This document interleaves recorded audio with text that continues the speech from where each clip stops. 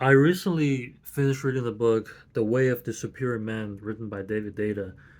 And in the chapter where he talked about bodily exercises, he mentioned a technique called breathing down the front, which I think is a great way, a great technique for you to manage or conquer your social anxieties.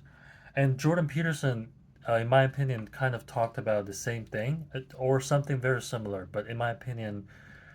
in a less actionable and a little more abstract way. So what Peterson was saying was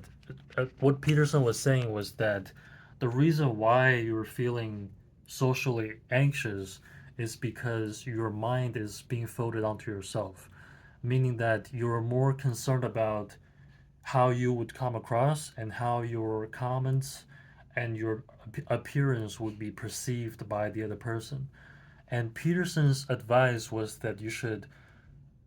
redirect your attention to the other person, to the person whom you're interacting with, um, which sounds fine and dandy, but in my opinion, if you're in a physiological state where you're hunched over, you're bunched up, it's it makes it more difficult for you to be able to do so. So David Deida, in his book The Way of the Superior Man, he talked about this technique of breathing down your front. And your front is this imaginary line that runs from the top of your crown to the center of your eyes, to your tongue, your throat, your solar plexus, your abdomen, your genitals, and your perineum. So you can think of it as an imaginary line that runs right in the middle of the front of your body. And he's suggesting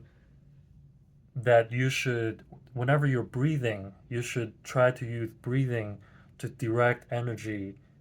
down this imaginary line from the top of your head to your perineum. And he's saying that by doing this, it relaxes your front, which puts you in a more um, relaxed physiological state so that you can be more open, so you can expand your energy, which makes it almost impossible for you to be anxious in social situations.